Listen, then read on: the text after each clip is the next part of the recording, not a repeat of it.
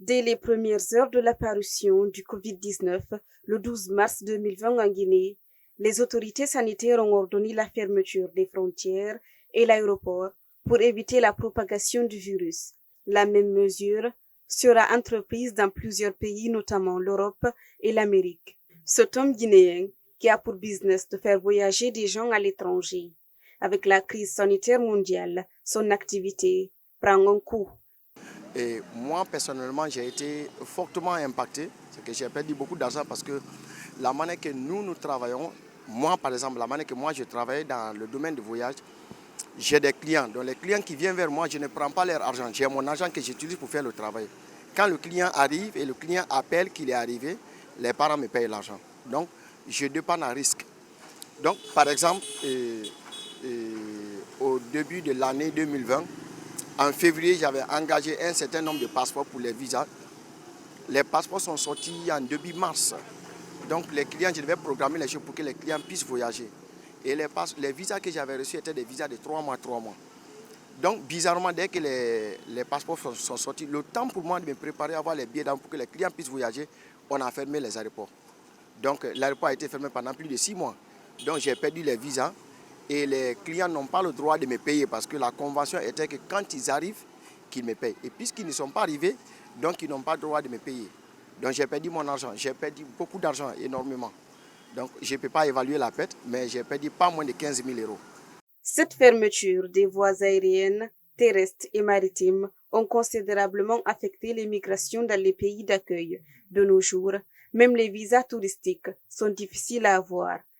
Et pour nous qui sommes dans le domaine des voyages, il y a beaucoup d'ambassades qui n'arrivent jusqu'à présent pas à donner des visas parce que nous travaillons beaucoup avec les visas de tourisme. Vous comprenez? Donc pour les visites de touristes, jusqu'à présent, les choses sont bloquées pour un bon nombre de pays. Donc jusqu'à présent, nous sommes d'abord bloqués.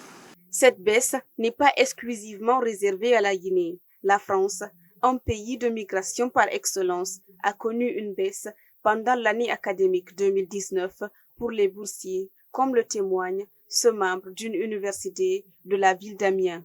Sous mon avis, sous le flux migratoire pendant cette situation de Covid, je tiens à vous dire que ça a nettement baissé quand même parce que il faut noter qu'avec la situation de Covid, nous avons eu des cas de restriction et ces restrictions ont eu pour conséquence de diminuer le flux immigratoire de façon légale ou illégale. Donc du coup, quand nous prenons par exemple le cas des étudiants, d'habitude nous sommes une université qui a l'habitude de recevoir en moyenne 1500 étudiants, 1200-1500 étudiants par an.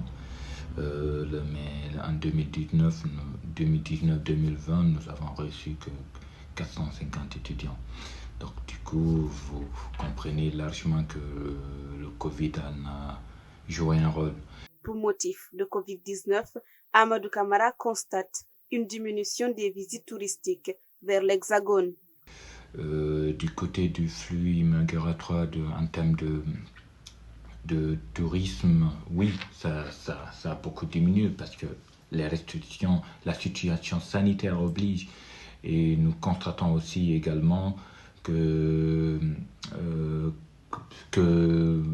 n'y a pas assez de voyages dans la mesure où on attribue actuellement difficilement des visas touristiques.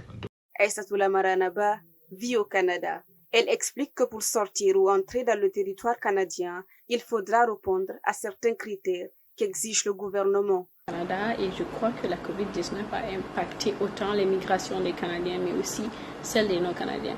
Par exemple, au Canada, nous, c'était plus une question de tu es à l'extérieur du Canada, il faut rentrer au pays, mais c'était aussi pour ceux qui étaient à l'intérieur du Canada une question que si tu avais un voyage à l'extérieur, s'il est non essentiel, il faudrait l'annuler afin de vraiment rester sur le territoire canadien. Tandis que pour ceux qui n'étaient nécessairement pas canadiens, c'était une question que fallait qu'on sache pourquoi ces personnes veulent venir au Canada. Et il fallait aussi juger est-ce un voyage essentiel ou non essentiel. Donc cette catégorie-là de personnes, peut-être c'est vu dans la situation où il fallait filtrer qui rentrait au Canada. A rappelé que les restrictions sur les voyages introduites En réponse à la pandémie de la COVID-19, continue à frapper durement le tourisme mondial. Les dernières données de l'Organisation mondiale du tourisme, OMT, fait état d'une baisse de 70% des arrivées des touristes internationaux au cours des 8 premiers mois de l'année 2020. Une baisse qui n'a sans doute pas épargné l'économie mondiale.